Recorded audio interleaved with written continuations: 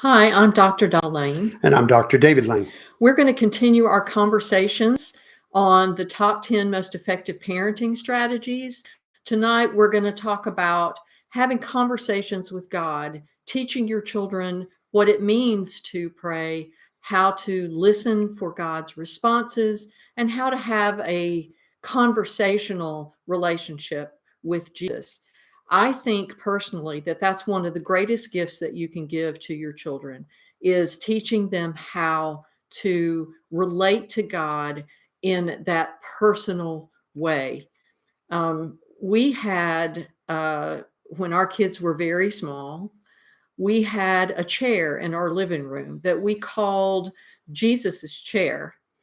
And we told our kids, Jesus is always present with us. He's always here. And that chair represented he's always here. Even though you might not be able to see him, you know that he's here.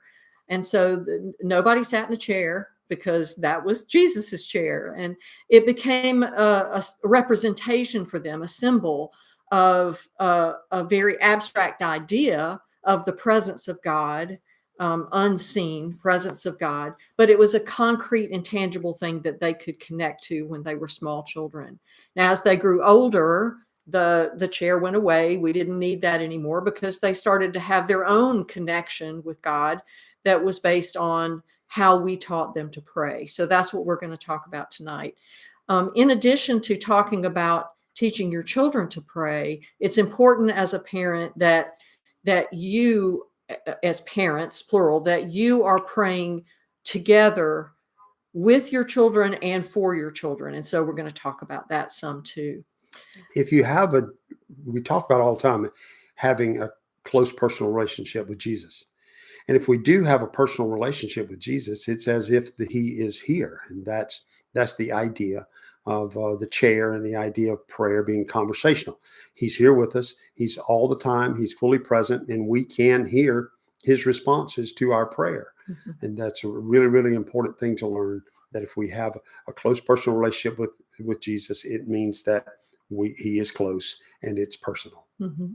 And how do you get to know somebody? The way that you got to know your spouse was you had conversations. You learned about your spouse and they learned about you, and you share things in that conversation. So why would it be different for your relationship with God? You get to know him by having conversations, sharing things, by asking questions.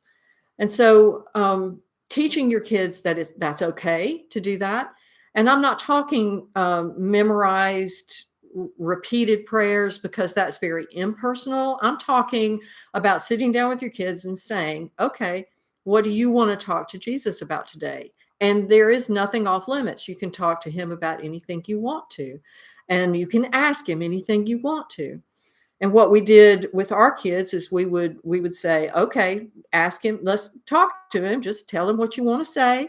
Sometimes they would say it out loud. Sometimes they would say it inside their head, and they would just have the conversation inside their head.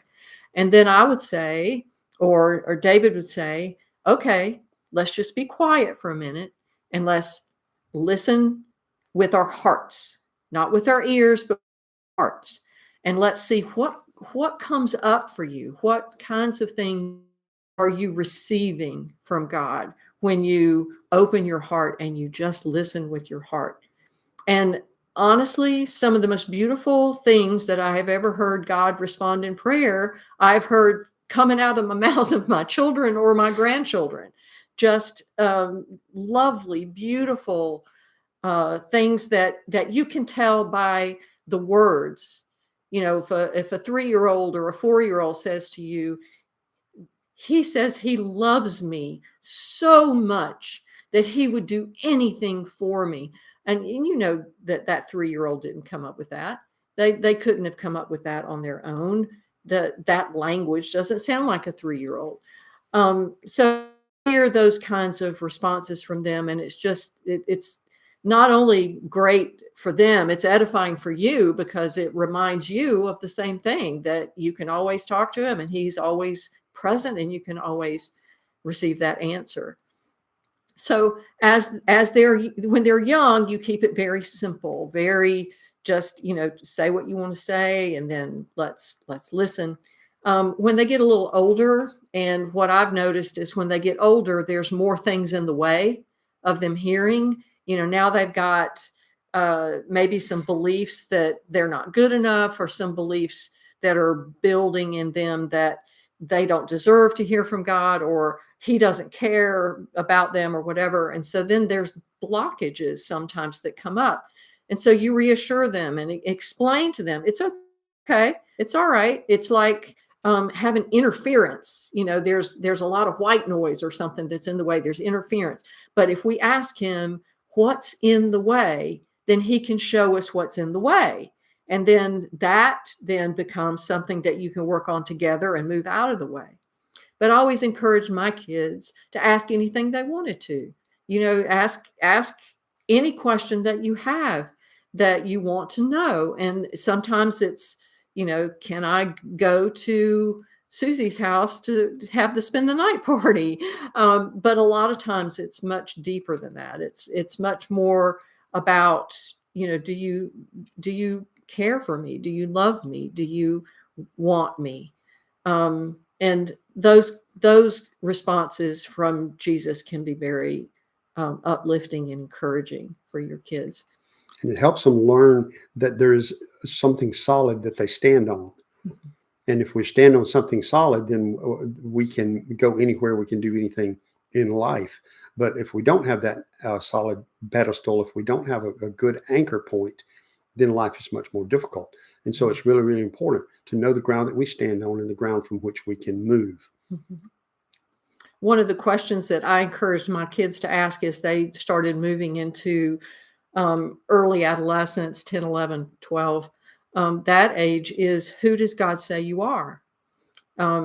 Speaking again to the solid ground that David is talking about, knowing who God is by that conversational relationship where he can share himself with you, and knowing who you are combined together makes a very solid foundation to stand on, something that won't be shaken by difficult circumstances or other people's opinions, something that they can really anchor themselves in, like he said.